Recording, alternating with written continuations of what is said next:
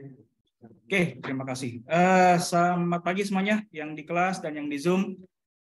Hari ini kita akan melanjutkan perkuliahan kita di minggu ke-13 ya, perkuliahan mengenai manajemen biaya proyek konstruksi, yaitu kita masuk ke tahap berikutnya, masuk ke aktivitas manajemen proyek selanjutnya, yaitu penentuan anggaran proyek, gitu, determining project budget. Kalau di PMBOK edisi ke-6 itu di subbab 7.3, oke, yang dimana itu juga sudah ada di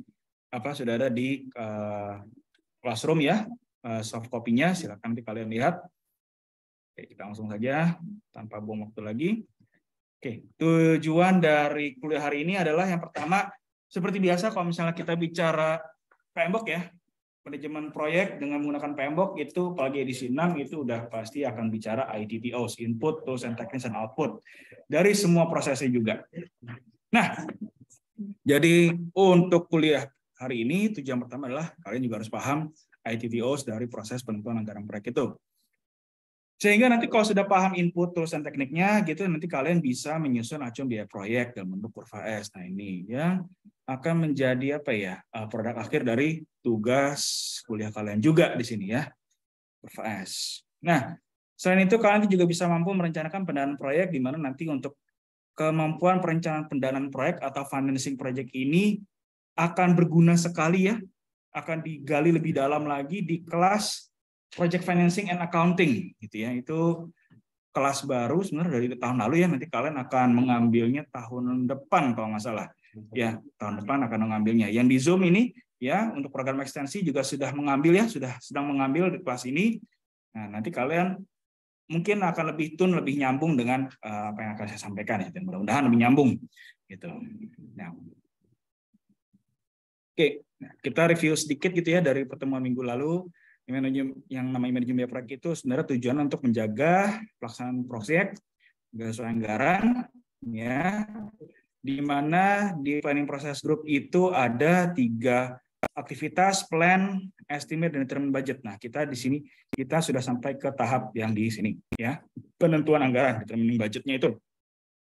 Kemarin minggu lalu kita sudah bahas bagaimana kita mengestimasi biaya. Kan? Mudah-mudahan masih pada ingat ya cara mengestimasi biaya, bagaimana cara memainkan koefisien gitu kan. Nah, bukan memainkan juga sih ya, memainkan produktivitas gitu kan, gimana cara supaya bisa mendapatkan strategi-strategi yang jitu supaya bisa menang tender dan menjalankan proyeknya dengan baik sehingga memuaskan para stakeholder. Nah, minggu depan kita akan mulai bahas pengendalian biaya dan waktu ya. Waktu kan belum kita bahas ya, pengendalian biaya. Jadi kenapa ini saya gabungkan, karena toolsnya sama gitu, toolsnya sama untuk pengendalian biaya dan pengendalian waktu, jadi makanya saya gabungkan jadi satu di pertemuan minggu depan. Oke. Ya, kayak inilah pada dasarnya yang namanya proses ya, data flow dari dari aktivitas penentuan budget atau determine budget ya, di mana determine budget itu pada dasarnya ya menjumlahkan semua estimasi biaya aktivitas. Itu definisinya paling simpel gitu kan, menjumlahkan. Kalian kemarin sudah menghitung semua anggaran biaya ya, semua harga satuan pekerjaan HSP istilahnya kalau dari peraturan menteri gitu kan, semua harga satuan pekerjaan sudah diestimasikan satu-satu. Nah, di tahap inilah gitu ya, dengan menggunakan data tersebut, data dari biaya aktivitas tersebut dikumpulkan, diagregasi atau dijumlahkan semuanya untuk menjadi acuan biaya atau cost baseline. Itu adalah definisi yang paling sederhana seperti itu sebenarnya gitu. Jadi makanya mungkin nanti ke depannya kuliah ini akan cukup singkat gitu ya, karena sebenarnya aktivitas cuma satu gitu loh, cuma menjumlahkan aja. Nah, cuma dalam menjumlahkannya estimasi biaya tersebut ada beberapa pertimbangan lain, pertimbangan tambahan yang harus dimasukkan juga sebenarnya. Salah satunya adalah risiko. Nah, makanya di sini nanti kalau kita lihat di inputnya, oke, yang pertama ada inputnya adalah rencana manajemen biaya gitu kan, ini acuan panduan biaya, ini sudah kita bahas dari kapan ya? 2 minggu yang lalu sudah kita bahas ya. Lalu acuan lingkup ya, acuan lingkup itu pernyataan lingkup proyek ya, bisa berupa WBS dictionary dan BEKI ya, bill of quantity itu juga. Lalu estimasi biaya aktivitas termasuk dasar-dasar estimasi gitu kan, kayak bagaimana kalian bisa mendapatkan koefisien sekian dan lain-lain gitu kan, asumsi-asumsi yang kalian gunakan. Itu adalah luaran dari proses sebelumnya 7.2. Ingat-ingat kembali di pertemuan minggu lalu ya. Kalau lupa, lihat rekamannya di YouTube. Contoh proyek ini cukup jelas. Nah, ini makanya ada risk register, ada daftar-daftar risiko di situ ya. Nanti bagi kalian yang belum ngambil kelas manajemen risiko, nanti semester depan kalau nggak salah, semester depan sama saya lagi ya, sama saya lagi ya. Langsung pada langsung pada gitu kan. Beresiko kelasnya nih sama Pak Bintang lagi nih, beresiko nih. Ya, ini menjadi salah satu pertimbangan juga gitu ya. Kenapa? Karena resiko-resiko proyek itu beberapa perlu direspon gitu. Kok beberapa aja Pak, nggak semuanya gitu. Do nothing pun juga sebenarnya juga adalah sebuah respon gitu istilahnya. Kayak misalnya kalian, kalau misalnya gitu kan lagi PDKT gitu kan, kalian nge-DM gitu kan, nge-DM gitu atau nge-chat gitu kan, dicuekin, ya itu sebenarnya dia udah ngambil keputusan gitu sebenarnya. Gitu loh, ya. Dia diemin, nah itu that's a sign, oh she's not that into you, itu istilahnya kayak gitu kan. Jadi udah move on, langsung move on, cari lagi yang lain. Gitu loh, ya. Don't be a simp lah ya, jangan jadi simp, cuman ke satu aja gitu, jangan. Oke, nah resiko-resiko itu makanya ada yang perlu direspon, gitu loh. Diresponnya baik itu ada tindakan proaktif ataupun ada yang kayak diem-diem aja ataupun yang reaktif, semuanya butuh alokasi waktu dan biaya. Nah, maka dari itu risk register menjadi pertimbangan, menjadi salah satu input untuk menentukan budget. Nah, bagaimana detailnya ini bisa menjadi pertimbangan itu nanti akan kita bahas di kelas manajemen risiko ya. Jadi di kelas ini nggak kita bahas dulu. Karena kalau kita bahas lagi bisa panjang lagi di situ ya. Nah, lalu ada perjanjian-perjanjian, agreement, kontrak gitu kan. Kontrak-kontrak pengadaan juga menjadi masukan untuk determining budget. Ini terutama sebenarnya kalau dari perspektif kita mesti lihat dari dua perspektif sebenarnya gitu ya. Perspektif yang pertama adalah misalnya seperti ini. Misalnya untuk perjanjian gitu kan. Untuk perjanjian, ntar ini saya pindahin dulu. Untuk perjanjian kita mesti melihat dari dua perspektif sebenarnya. Perspektif pertama, misalnya kita sebagai kontraktor. Kita sebagai kontraktor, bagaimana kita melihat perjanjian ini adalah kita bisa melihat termin pembayaran. Termin pembayaran. Nah, kita dibayar seperti apa ketentuannya? Apakah kita tiap bulan bisa menagih berapapun progresnya yang disetujuin gitu kan, yang diperiksa udah oke, kita dapat sesuai ya, proporsional dengan progres kita, atau ditagihnya per progres. Udah mencapai 30%, baru kita boleh tagih. Nextnya 30% lagi, boleh kita tagih lagi. Itu bisa seperti itu. Ya, kalau kita sebagai perspektif kontraktor yang menyediakan jasa, yang dibayar. Ini pun nanti juga akan berguna untuk apa? Ketika kita misalnya nih, kita punya vendor, ya kita harus tahu kapan nih duit ini harus dikeluarin untuk si vendor alat berat, misalnya kapan duit ini harus ya, makanya jadwal itu menjadi perlu di situ, ya. Kapan duit itu harus dicairkan untuk mobilisasi alat gitu, ya. Itu juga menjadi penting di situ untuk vendor dan plus subkon sebenarnya, plus subkon. Nah kalau dari kacamatanya si owner, ya owner udah cukup jelas. Kapan ini kita harus bayar? Kapan bayar? Gitu loh. Ya, jangan sampai nih, ya kan? Perjanjiannya tuh udah oke, kita per bulan bayar gitu. Cuma tiap bulan owner lupa atau pura-pura lupa. Gitu lah. Akhirnya nggak kebayar, akhirnya invoice numpuk gitu. Ada kayak begitu kan? Gitu loh. Kapan dibayar ya? Perjanjiannya kan tiap bulan, di kontrak gitu kan, tiap bulan dibayar. Oke, tiap bulan berapa progresnya, berarti dari tim ownernya pun juga harus siap sedia untuk menjalankan aktivitas ngapain? Validasi likup. Gitu. Ngecek ke lapangan, gitu. Bener nggak nih? Selama 1 bulan kerjaannya udah bener belum? Kalau udah ada yang benar, udah itu harus dibayarkan. Jangan dilupain, jangan pura-pura amnesia gitu loh. Langsung amnesia sesaat gitu kan. Invoice, aduh, lupa. Jangan ya. Lalu ada yang terakhir ada enterprise environmental factors dan asal-asal proses organisasi. Ini biasanya standar kebijakan SOP, template, dan juga termasuk peraturan-peraturan berlaku. Gitu ya, ini menjadi dasar yang bukan artinya ini di nomor sekian kan, enggak, justru itu yang menjadi acuan utama dulu. Standar yang berlaku SOP ya kan, kebijakan perusahaan, kebijakan organisasi, template-template yang digunakan. Nah, lalu dari situlah bukan dipercantik, istilahnya di apa, dipertajam, dibagusin lagi, dimodifikasi, istilahnya ditailoring dengan manajemen, dengan project manajemen, dengan PMBOK begitu. Begitu cara berpikirnya. Oke. Nah, kita ingat lagi gitu ya. Kemarin kan kita udah belajar nih ya, yang namanya komponen anggaran biaya gitu. Ini kan kita pelajari di minggu ke-10 kalau nggak salah. Kemarin kan kita kan sudah belajar tuh bagaimana kita mengestimasi ini nih. Estimasi activity ini. Dari ada sekian banyak activity, ya, itu semua ada yang dijumlahkan, dikumpulin, ya, menjadi estimasi paket pekerjaan. Oke, contohnya, paket pekerjaan struktur beton, struktur atas gitu misalnya. Struktur beton lantai 1 itu kan activity ada banyak. Ya, minimal itu apa? Ada fabrikasi tulangan, ada pengecoran, ada pemasangan bokisting, itu minimal banget. Belum sama aktivitas-aktivitas pengadaan, aktivitas manajemen risiko, manajemen mutu, ketiga dan lain-lain di situ.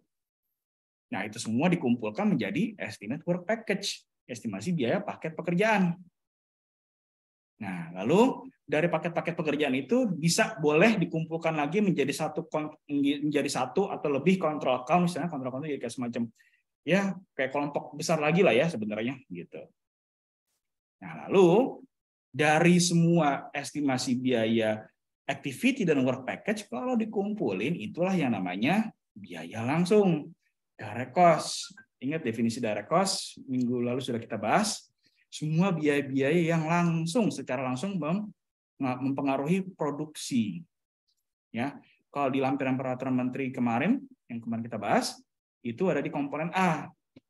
Ya, untuk daily worker, untuk tenaga kerja, dan untuk material, itu masuk ke direct cost di situ.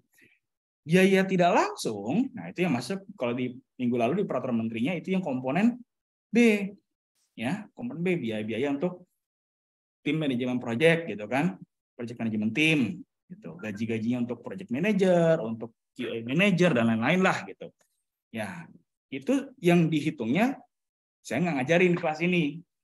Kenapa? Saya review, saya ingatkan kembali gitu ya. Karena namanya indirect cost itu ya sangat bergantung dengan apa? Dengan job description tim proyek.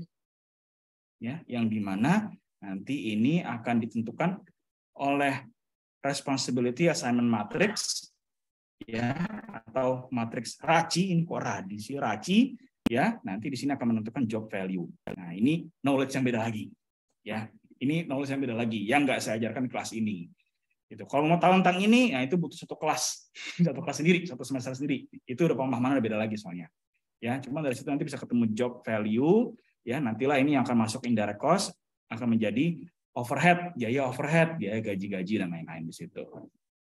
Oke. Nah, lalu ada kontingensi dan eskalasi. Ini maksudnya apa sih Pak, kontingensi dan eskalasi? Nah, inilah yang namanya biaya-biaya risiko. Biaya risiko.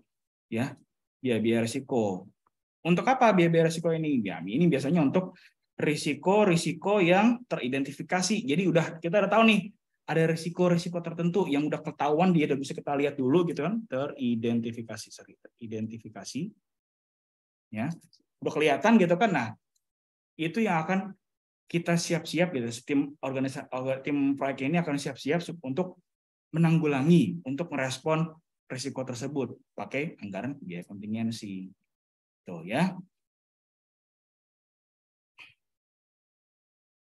Lalu, nah, yang namanya direct cost ditambah indirect cost ditambah biaya kontingensi dan eskalasi, itulah yang menjadi cost baseline. Itulah yang akhirnya menjadi, nah inilah akhirnya menjadi acuan biaya. Inilah yang akhirnya menjadi acuan biaya di situ. Nah, acuan biaya itulah yang akhirnya menjadi apa? Menjadi tanggung jawab, inilah yang menjadi tanggung jawab siapa? Tanggung jawab project manager.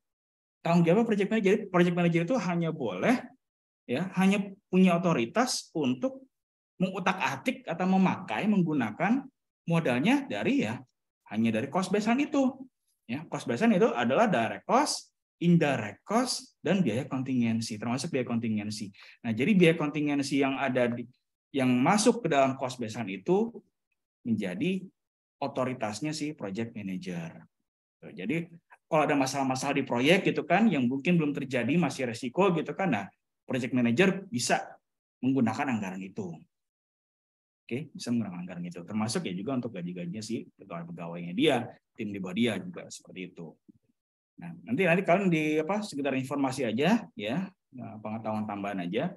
Kalau ada resiko-resiko yang benar-benar di luar kuasanya, di luar kuasa si project manager gitu kan, yang untuk respon resikonya itu harus dieskalasikan istilahnya gitu kan. Nah, itu barulah menggunakan manajemen reserve di sini.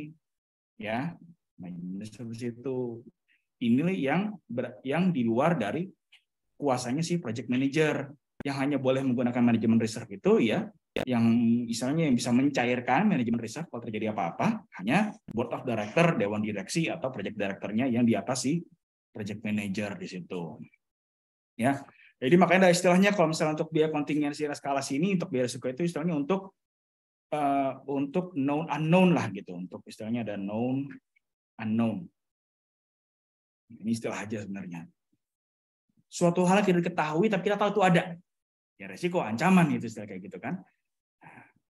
Kalau misalnya manajemen reserve ini untuk yang kejadian benar-benar luar biasa gitu, yang kita nggak tahu itu sampai terjadi, itulah namanya unknown lah. Unknown. Ya, nanti akan kita bahas di dalam di kelas manajemen risiko. Jadi nggak usah khawatir dulu ya, tenang aja. Akan kita bahas di manajemen risiko. Tapi kalau misalnya kalian mungkin kepo banget gitu kan, pengen tahu banget, nah ada video di YouTube-nya juga, playlistnya silakan dibuka di manajemen risiko di situ. Lengkap di situ ya. Nah, itulah yang akhirnya acuan biaya ditambah manajemen reserve, itulah yang akhirnya menjadi project budget. Nah, sampai sini clear? Ada pertanyaan? Nggak ada? Kalau nggak ada pertanyaan, saya nanya nih. Nah, ayo. Lebih baik saya nanya, Pak. Lebih baik kalian nanya apa saya nanya nih? Ayo, ada pertanyaan apa? Ayo. Ada pertanyaan nggak? Ya udah saya nanya deh kalau kayak gitu deh. Pertanyaan saya, mana yang ditenderin? Mana yang dibawa untuk tender proyek kalau dari kacamata si kontraktor? Ayo. Yang di Zoom juga nih, ya pertanyaan saya sama. Mana yang dibawa ke owner untuk ditenderkan? Project budget, cost baseline, atau direct cost aja? Mana yang ditenderin nih? Yang mana?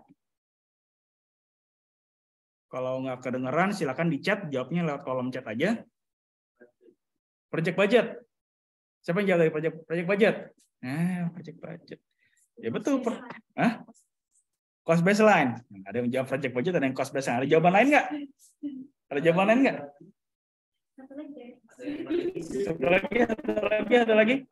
Satu lagi yang di Zoom, gantian yang di Zoom. Apa? Ada yang jawab cost baseline, ada yang jawab project budget. Nah, ayo.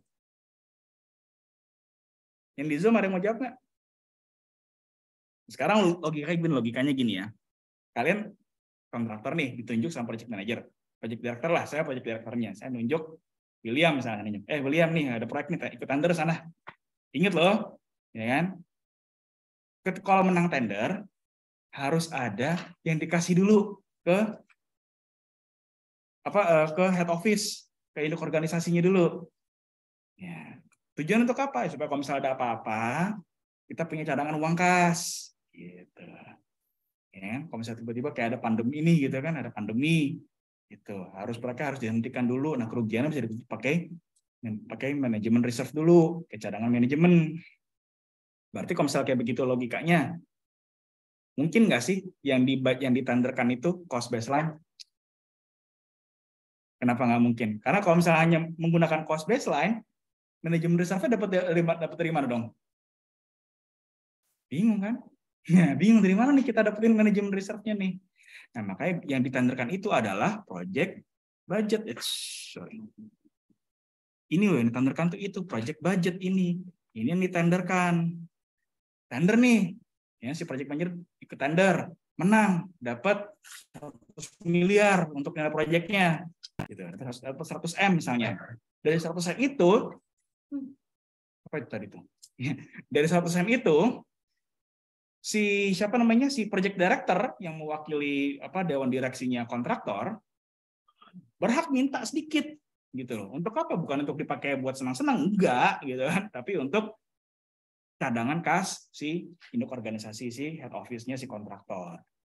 Ambillah 1%, 2%, 3%, tergantung dari kebijakan perusahaannya berapa. Masuklah di sini, misalnya sekian persen lah, X persen misalnya. Masuklah ke manajemen reserve di situ.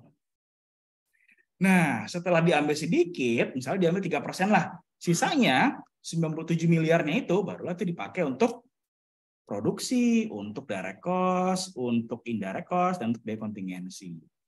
Gitu. Oke? Sampai sini cukup jelas? Ya. Yang di Zoom cukup jelas? Atau mungkin yang di Zoom ada Pak, kayaknya nggak kayak gitu deh, gitu. Ada sanggahan mungkin, ada perbedaan mungkin. Kenapa? Nggak ada ya? Oke, ya udah. Berarti langsung lanjut. Nah, pertanyaan berikutnya. Untungnya dari mana? Terus untungnya di mana Pak untungnya Pak? Where profit? Di mana untungnya? Nah, ingat-ingat lagi. Ingat-ingat lagi. Ini sudah kita bahas di pertemuan minggu lalu. Kalau kita mengacu ke peraturan menteri, keuntungan itu boleh dihitung dari biaya langsung, biaya tidak langsung itu boleh. Jadi dari harga satuan pekerjaan itu boleh banget sebenarnya. Jadi dari setiap activity estimate itu kita ambillah, kita markup sedikit 5% misalnya, markup sedikit 1%, 2%. Gitu. Boleh aja, tapi hati-hati ini. Ya, kalau misalnya seperti itu pendekatannya, akibatnya apa? Ada yang tahu nggak? Misalnya dari 100 activity, dari 100 activity, ambil dikit-dikit 1%, ambil dikit-dikit 1%, 2% aja. Ada 1%, ada yang 2%, ada 3%. Dampaknya apa?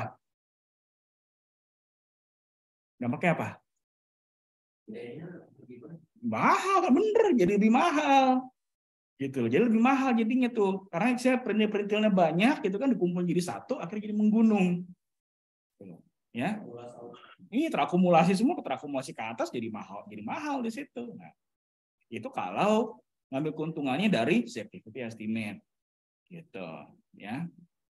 Nah, itu bisa jadi mahal kayak gitu. Nah, begitu udah ketahuan, oh kok jadi mahal nih? Apa dampak berikutnya? Langsung lah tuh sunat sana, sunat sini, potong sana, potong sini, gitu kan? Gitu. Entah apa yang dipotong saya nggak tahu gitu. Yang penting biar untungnya tetap ada gitu kan. Nah, jadi pada dasarnya ketika menentukan ngambil untungnya dari mana, ya, ngambil untungnya dari mana atau berapa, itu tergantung dari strateginya si organisasi. Gitu. Ada yang ngambil ya udah dari cost baseline kita markup lah misalnya gitu kan. Kan secara matematis mirip lah gitu kan. Sedangkan matematis kan kalau rumus matematikanya kan 5% dikalikan sama angka gedenya gitu kan sama aja ke 5% dikalikan sama semuanya juga sebenarnya. Itulah. Oke. Nah, jadi bisa juga seperti itu. Banyak strategi sebenarnya. Asal jangan strateginya yang mengorbankan K3 dan quality. Nah, itu jangan sampai juga, itu nggak benar. Oke. Ya, lanjut. Salah.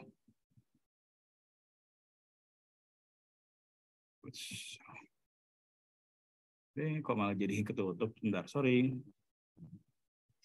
Kok malah jadi ketutup ya?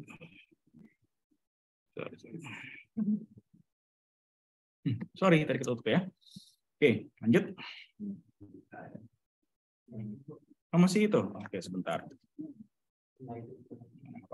Santai. Oke, dah. Oke, udah keluar lagi ya. Sorry about that. Oke, lanjut ya. Nah, penentuan anggaran proyek berarti apa saja sih yang dikerjakan gitu kan? Jadi basically apa sih yang dikerjain ketika kita mau menentukan anggaran proyek?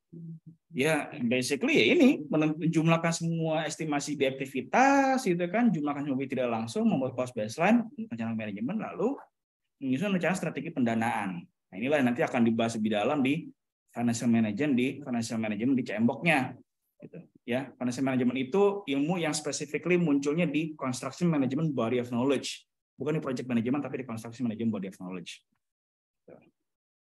Nah, cara menjalankan aktivitas ini bisa menggunakan ya udah pakai ada ya menjumlahkan biayanya, pakai analisis cadangan, lalu expert judgment-nya di situ.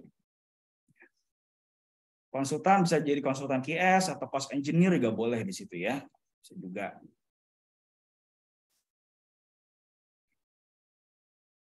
Sehingga pada akhirnya bikin outputnya apa? Nih, yang pertama outputnya adalah project funding requirement. Ya. Cost baseline atau S-curve, lalu update project document. Nah, yang namanya project funding requirement itu sebenarnya apa sih? Ya, ini nanti akan kita bahas sebenarnya untuk melihat kapan uang masuk, kapan uang keluar. Yang namanya financial management itu untuk melihat arus kas si proyeknya.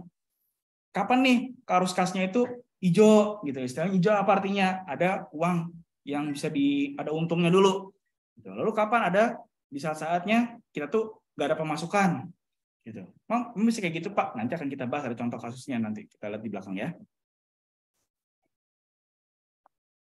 Nah, lalu ada cost biasanya untuk kurva S, ini yang digunakan untuk proses pengendalian biaya. Ini kita keep dulu untuk minggu depan ya, untuk minggu depan.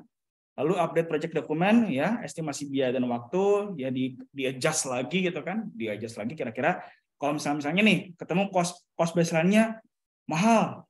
Oh, gede banget biayanya. Lalu tuh update tuh, coba dimurahin lagi. Kalau nggak murah, kita nggak menang tender.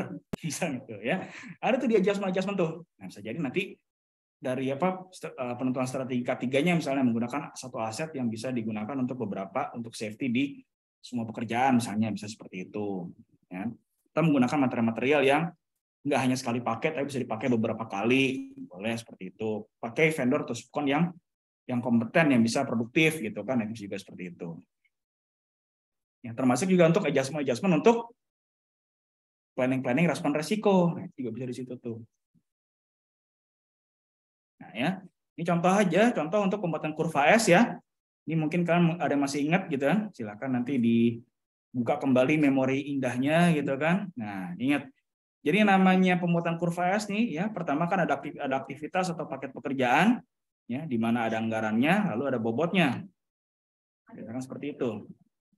Nah, ini total anggaran keseluruhan proyek. Bobot totalnya harus 100%, jelas.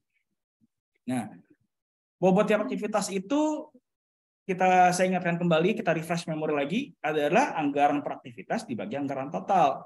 Itu udah rumus matematikanya, simpel banget sebenarnya.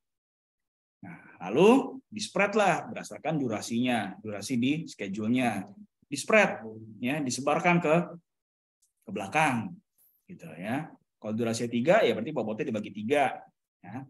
Makanya jadi yang angka-angka di sini bobot per satuan waktu per aktivitas. Nah, pertanyaannya sebelum saya lanjutin. Kira-kira nih bobotnya itu apakah harus sama? Kan kalau kita lihat itu angka-angkanya berapa tuh? 1,39%. Rata tuh. 3 bulan 1,39, 1,39, 1,39. 2,08, 2,08, 2,9 seterusnya. Mungkin nggak? Apakah harus sama seperti itu? Mungkin nggak? Gede di awal atau gede di belakang? Apa yang menyebabkan bobotnya, misalnya satu aktivitas tuh bobotnya tuh gede di awal? Biasanya untuk apa kira-kira? Yang tahu? Desain. Kalau masalah desain tergantung lingkupnya. Kalau lingkupnya nggak ada desain ya berarti nggak ada aktivitas desain dong. Pekerjaannya apa? Maksudnya apa yang membuat? Sewa alat. Close dikit. Setelah sewa apa yang dikerjakan? Apa yang dilakukan setelah sewanya? Oke, sewa nih. Jadi sewa apa yang berikutnya? Kelebihan. Kejauhan. Sewanya udah benar tuh, sewa alatnya udah benar. Cuma setelah sewa apa yang dilakukan? Ada mobilisasi alat. Nah, mobilisasi alat itu mahal di situ tuh ya, biasanya itu menutupi bisa berapa persen gitu. Mobilisasi alat itu biasanya DP-nya untuk ke vendor. Misalnya harga sewa alatnya berapa gitu kan, 1 juta per jam gitu. Nah itu ada kayak panjer dulu lah gitu untuk uang sewa untuk mobilisasinya, termasuk untuk solar dan lain-lain. Gitu. Oke, dari situ tuh ya, jadi bisa gede dari mobilisasi alat. Jadi bisa jadi tahu-tahu di awal tuh jadi misalnya contohnya yang B ini ya, misalnya contohnya yang B ini ini dia 8,32% gitu. Misalnya tahu di awal di bulan kedua itu 4%. Nggak apa-apa, ya cuman asal sisanya di 3 minggu yang akan datang, di 3 bulan yang berikutnya, kalau dijumlahin semuanya jangan lebih bobotnya, gitu ya. Secara matematika itu nggak mungkin gitu. Kalau misalnya terjadi penambahan biaya, penambahan bobot atau nambah, berarti apa yang terjadi? Dan mengenakan biaya di situ, ya. Jadi pemborosan berarti di situ tuh. Sorry. Nah, lalu dijumlahkanlah bobot per satuan waktunya itu, ya. Jadi bobot hari minggu atau bulan itu ada di situ. Nah, lalu dibuatlah akumulasi biayanya, di mana nanti di akhir itu harus 100%. Ya. Itu cara membuat kurva S-nya. Seperti itu. Simpel kan? Gampang sebenarnya. Kalau misalnya proyeknya lebih kompleks lagi, itu memang itu bisa menggunakan alat bantu software tuh ada, ya. Project Libre kalau nggak salah bisa deh. Tapi yang jelas bisa tuh MS Project itu bisa dia pakai bisa pakai MS Project untuk membuat kurva S itu bisa. Cuma kalau misalnya saya bahas lagi bisa panjang lagi kelasnya. Oke. Terus dibuatlah kurvanya seperti ini nanti kalau ini diplot gitu ya, pakai scatter diagram gitu, diplot nih 1,39 dan seterusnya 100% akan membentuknya kurva seperti ini. Gitu. Ya. Pak, apakah kurvanya harus selalu bentuknya S gitu kan, ngikutin namanya harus kurva S? Lagi-lagi belum tentu juga gitu ya. Belum tentu juga. Saya pernah melihat kasus di beberapa proyek gitu kan, bentuknya nggak S begitu, ya. Ada yang bentuknya misalnya kayak begini gitu, gede di awal gitu kan, atau nanjak di awal, terus begini tuh ada, gitu. Ada yang seperti itu, ada yang lempeng di awal gitu, atau naik gitu, ada juga seperti itu, ya. Itu menandakan apa sebenarnya kalau misalnya seperti itu? Kalau misalnya nanjak banget di awal, artinya ada kayak effort, ada pengeluaran modal yang cukup, ada belanja modal yang cukup besar di awal. Jadi untuk stocking material gitu, untuk nyetok material bisa seperti itu. Untuk mobilisasi alat bisa seperti itu. Jadi alat-alat yang mahal-mahal tuh disewa dulu gitu kan, dipanjer dulu, lalu nanti tinggal datang aja. Bisa juga seperti itu. Ya. Itu saya pernah lihat di proyek apa ya? Proyek jalan tol kalau nggak salah kayak begitu, ada juga seperti itu. Ya. Lalu yang berikutnya, kalau misalnya lempeng di awal kayak gimana? Berarti santai proyeknya. Di awal santai, setelah tahu di akhir kebut gitu. Ada kayak begitu. Saya belum ketemu proyek yang seperti ini ya, yang istilahnya lempeng di awal gitu kan, terus tahu di akhir-akhir langsung nanjak gitu. Saya belum pernah lihat proyek konstruksi seperti itu. Cuma saya sering ini melihat kalau mahasiswa nggak bikin tugas, lempeng-lempeng dulu di awal atau di akhir-akhir H-1 langsung jebret. Nah, ada tuh. Sering saya ngeliat kayak gitu tuh. Ngangguk-ngangguk aja malah gitu. Ya, kayak proyek. Nah, ini sekarang contohnya gimana kalau misalnya kalau kurva S-nya itu ada pendanaannya, ada fundingnya. Nah, ini ya, kita bisa agak bermain lama di sini nih. Oke, di sini nih. Ini saya bikin contoh baru nih ya, contoh baru. Ya, ini ada paket pekerjaan, ada budgetnya, bobot dan ininya kalian udah tahu dari mana asalnya ya. Nah, ini saya asumsikan bobotnya sama juga, sama dulu semuanya, biar gampang. Ya, biar gampang seperti itu.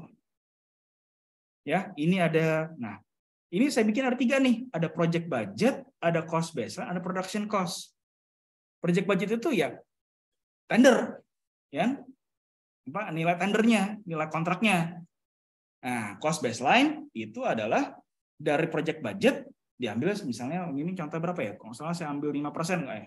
3% kalau nggak salah saya ambilnya.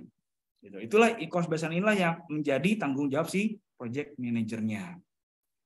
Production cost ya itu direct cost ditambah initial cost ditambah biaya kontingensi. Istilahnya ini ongkos produksi tanpa ada untung. Jadi benar pure production cost. Itu dari cost baseline saya kurangin benefitnya, saya kurangin untung profitnya berapa sekian persen. Gitu. Nah, nanti kalau misalnya dilihat gitu ya, dilihat di kurva S-nya, nah seperti ini nih. Jelas yang paling atas itu adalah project budget gitu kan, sesuai dengan warnanya ya, hijau muda gitu kan, atau hijau lumut gitu, hijau muda lumut gitu kan. Nah, itu dia paling atas. Karena ini paling gede. Misalnya dia menjadi penentunya dulu tuh, penentu apakah proyek ini berhasil apa enggak. Ya, yang biru itu cost baseline ya. Jadi agak di bawah. Nah, lalu yang orange itu yang biaya produksinya.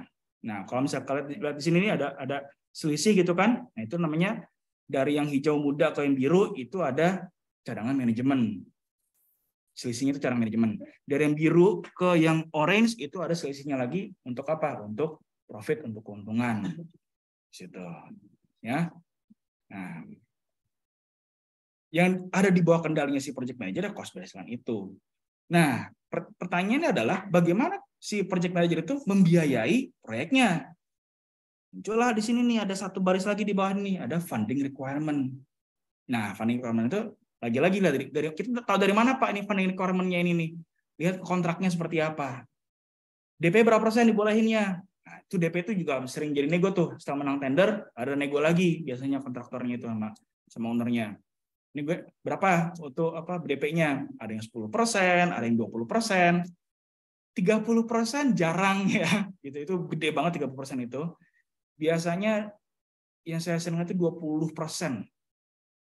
Ya 15-20% itu angka mediannya lah. Gitu. Tapi biasanya owner nggak mau lebih dari 10% biasanya, gitu. Biasanya ya. Gitu. Nah, untuk contoh kasus ini saya ambil contohnya adalah berapa persen nih? Ini 41700, anggaran berapa? Nah, berarti berapa persen DP-nya? 10%. Ya. Nggak ada tuh DP 0%. Untuk proyek itu nggak ada tuh DP. Nggak mau kontraktornya. Gitu kan. DP ini gunanya untuk apa? Untuk biaya-biaya preliminary. Alat-alat K3 ya kan, untuk APD segala macam, ya kan, untuk kantor ya kan. Mereka harus mendirikan kantor, mendirikan atau menyewa kantor di lapangan. Nah, itulah masuk dari uang DP itu biasanya. Nah, begitu DP ada nih ya, ada DP. Nah, DP ditentukan berapa dari kontraknya, dari perjanjiannya. Nah, terus klausul berikutnya adalah apa? Dibayarnya kapan? Ini untuk contoh kasus ini saya ambil contohnya adalah itu dibayar per apa istilahnya terminnya pembayarannya per progres. Progresnya itu adalah mencapai 30% ya di sini nih. Ini 30% dari total anggarannya dari project budget. Ini 30% ya. Lalu ini 25% dan ini kok ada sampai sini Pak? Ini 5% retensi. Ditahan 5%. Gitu. Ya. 5% ditahan itu untuk apa? Untuk nah, ada masa perawatan maintenance 3 bulan sampai contohnya.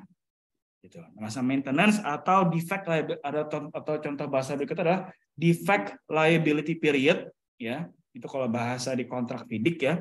Defect liability period atau maintenance period atau masa perawatan itu masih menjadi tanggung jawab kontraktor. Kalau misalnya nih dari kerjaan dia dalam masa perawatan itu ada yang rusak, ada yang gompal, ada yang cacat. Nah, itu harus diperbaiki dengan merogoh koceknya si kontraktor gitu. Nah, selama masa maintenance itu si owner berhak menahan sekian persen. Nah, di sini contoh sampai 5%. 5% itu ditahan dulu sampai masa perawatan selesai, barulah dicairkan semuanya 100% di situ. Nah, makanya di sini kelihatan tuh ya yang hijau lumut yang tua sama hijau lumut yang muda sama angkanya. Artinya apa? Di masa perawatan sudah dibayarkan full dari nilai kontraknya. Gitu. Clear di sini ya. Nah, jadi kalau dijumlahkan nih ya, ini 5%, ini 25%, ini 30%, 30%, 10%. Totalnya 100% dari nilai kontrak atau project budgetnya. Nah, kalau dilihat grafik, kalau kita plot gitu ya, kita plot, habis bayar DP 10%, naik di sini nih. Ya, naik. Terus lempeng. Ya karena apa? Karena kan memang nggak ada pembayaran. Lempeng di sini, lempeng, oh masih untung di sini, masih untung. Nah, begitu masuk ke berapa nih? Minggu ke-6, mulai itu break even point. Nah, lalu masuk ke bulan ke-7, bulan ke-8, bulan ke-9, udah merah nih di sini nih ya. Di sini tadi namanya arus kasnya merah. Nggak ada pemasukan, cuman harus ada produksi. Nah, ini udah gawat nih gitu. Harus menunggu sampai di progresnya di bulan ke-10 harus mencapai 30% tuh yang sudah disetujuin. Sudah ada 30% dari apa nilai deliverable-nya, nilai kontraknya sudah lolos QC, sudah divalidated. Nah, itu barulah cair pencairannya sebesar 30% dari nilai kontraknya. Naik lagi di situ. Oh, untung lagi. Oke, udah hijau lagi di sini nih, udah agak lega gitu kan. Lega cuma sebulan, bulan 11 break even point. 12 sampai ke 16 lagi-lagi ngap-ngapan gitu kan. Gitu projectnya aja lisensi gitu kan dicolek dikit langsung ngamuk gitu karena cash flow-nya merah lagi di sini nih. Harus nunggu sampai bulan ke-17 ada pencairan lagi. Oke, naik lagi 30%. Nah, cuman nggak ada untungnya. Ya, nggak ada untungnya di situ. Gitu. Nah, sampai 17 sampai selesai, sampai ke 30, udah. Seenggak-enggaknya di bulan ke-30 itu di akhir proyek, walaupun masih ketahan 5%, seenggak-enggaknya kurva yang hijau tua itu masih sedikit di atas dari biaya produksinya. Kalau kita lihat angkanya di sini nih, ya, nih ya. Ini pencairannya nih totalnya jadi 396.150, masih di atas dari ongkos produksi 391.980. Jadi masih di atas angka produksinya. Tapi ini masih kritis ini. Ya, karena kan istilahnya kan ini kan biaya produksi kan ada kontingensi dan segala macam gitu kan. Ini masih kritis tapi ini masih belum selesai juga. Bisa masih keringet dingin si project manajernya. Karena masih ada masa maintenance. Gitu. Oke, masa maintenance saya di sini nih, masih jalan di sini nih. Ya, begitu masa maintenance selesai, saya asumsikan 3 bulan gitu kan, misalnya kontraknya 3 bulan, barulah tuh di bulan ketiga dicairkan 5% sisanya. Gitu. Oke, nah inilah yang harus dijaga dan dikendalikan oleh si project manager. Ya, bagaimana pendanaannya. Nah, terus kalau misalnya terus gimana caranya supaya si kontraktornya itu di bulan-bulan tertentu tuh nggak sungut-sungut gitu loh, nggak merah arus kasnya. Coba ada bisa jawab nggak kayak gimana tuh?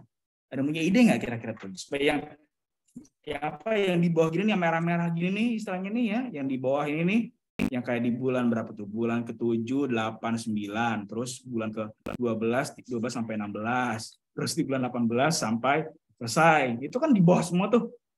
Istilahnya empot-empotan lah kerjanya gitu kan si kontraktor gitu kan, nggak ada duit apa segala macam gitu. Nah itu gimana caranya supaya nggak terjadi seperti ini? Ada punya ide nggak? Gimana merekayasanya? Apanya tiba? Pembayarannya? Pekerjaannya? Ya terus atau enggak jangan terlalu mepet gitu di breakdown lagi. Jangan terlalu mepet di breakdown lagi. Oke, ini menarik ini. Menarik. Jadi maksudnya dari schedule-nya itu yang ini yang kuning-kuning ini di breakdown. Ini kan udah dari breakdown sebenarnya. Di breakdown saya pepetin. Dipadetin, dimajuin gitu. Dimajuin supaya bisa dapat progres 30% cepat gitu. Oke, itu menarik gitu. Supaya bisa dapat 30% lebih cepat itu menarik sebenarnya. Pertanyaannya adalah apakah sifat dari activity-nya membolehkan itu? Sifat ketergantungannya membolehkan itu apa enggak? Ingat loh, ini kita juga selain bicara biaya, juga ada satu faktor yang mempengaruhi kenapa kok seperti ini kurva S-nya. Ada schedule. Dimana kalau kalian ingat lagi, kenapa kok schedule bisa seperti itu? Karena ada apa? Ketergantungan aktivitas. Dimana ketergantungan aktivitas itu tergantung dari apa? Sifatnya gitu kan, memang ada hukum alam gitu kan, ada mandatory dependency.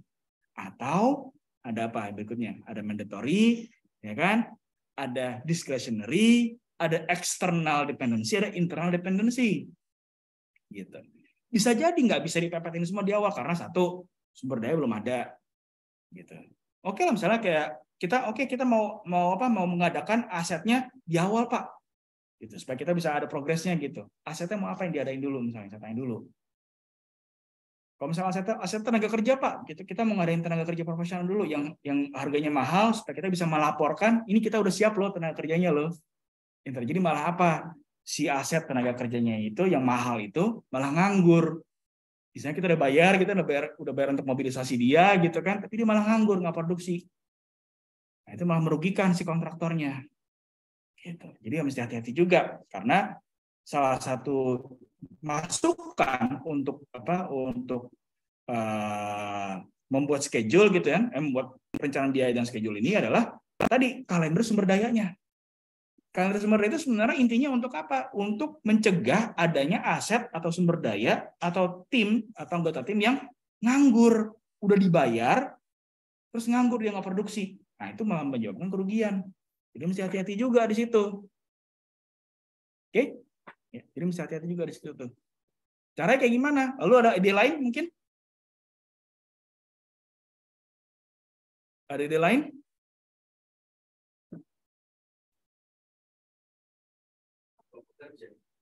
Kerja nambah biaya lagi dong. Nambah biaya. Ada nggak yang memikirkan gimana kalau misalnya kita pinjam uang ke bank? pinjam uang ke bank, minimum untuk apa? Untuk supaya menjaga cash flow-nya itu di atas dulu, hijau dulu. Gitu loh. Jadi misalnya ditambahkan lagi dari sini nih, selain funding requirement ada tambahan di sini loan, kita pinjam ke bank. Gitu. Kita pinjam ke bank gitu kan, supaya kita di awal kita bisa dapat uang dana kas segar gitu kan. Terus kita bisa dapat dana kas segar, nah tinggal memikirkan apa? Gimana balikinnya? Nah, gimana balikinnya tuh? Ya kan? Nah, itu juga harus ditentukan juga tuh. Di analisis juga. Misalnya ada funding requirement ditambahkan ini ada satu cash flow lagi, cash flow untuk pengembalian kredit banknya. Gitu.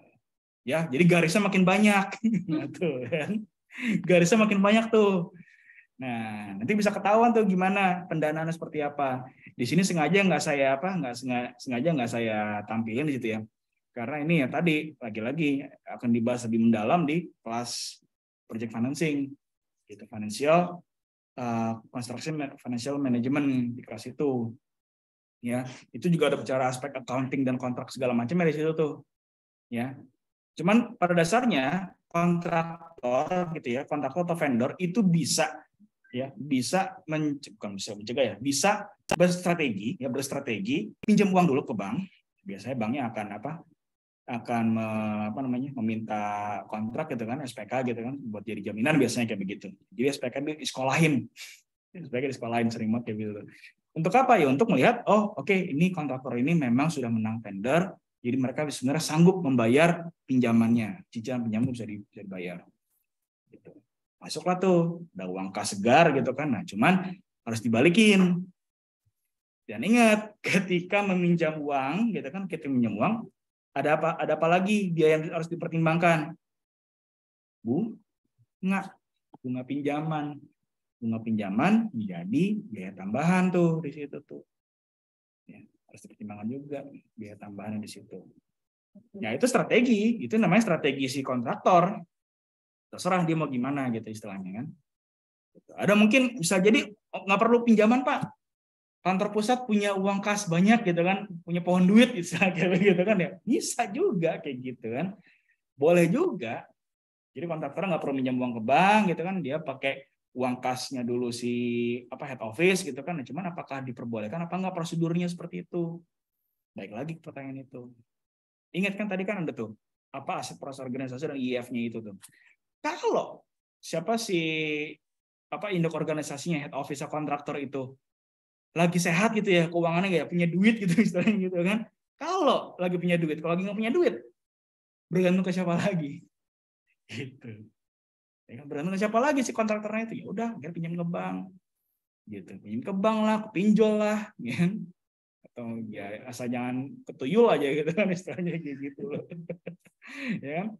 Pinjamlah ke lembaga-lembaga pendana yang ada OJK-nya gitu, sertifikat OJK, terkait OJK gitu. Ya, banyak sebenarnya caranya gitu. Ya, bisa si kontraktor kayak menerbitkan sukuk gitu kan, obligasi bisa, itu minjem uang sebenarnya, tapi minjem uangnya ke nasabah gitu. Bank bisa juga. Dan strategi ini nggak hanya berlaku untuk kontraktor, owner pun juga bisa seperti itu. Kalau kalian ingat di pertemuan keberapa ya, saya lupa deh, saya pernah bahas ini. Gitu. Ya. Owner kan juga butuh duit dong gitu untuk produksinya. Gitu. Kalau si ownernya lagi nggak punya duit, mereka terbitkanlah sukuk di situ untuk mendanai proyeknya, untuk mendanai si kontraktor di situ. Oke. Sampai sini pertanyaan? Cukup jelas? Jelas ya. Nah, jadi itulah sebenarnya yang namanya manajemen, determining project budget ya seperti ini. Membuat kurva S, gitu kan, supaya nanti yang menjadi kurva S ini akan kita kendalikan nanti. Ya, bagaimana kita mengendalikannya supaya nggak kemana-mana, gitu kan? Nah, itu nanti akan kita bahas di minggu depan. Oke, terima kasih. Kalau sampai saat ini belum ada pertanyaan, silakan simpan dulu pertanyaannya, lalu kalian bisa tanyakan di kolom komentar Google Classroom atau di YouTube. Bebas, di mana aja. Oke, terima kasih atas perhatiannya. Sampai jumpa di minggu depan.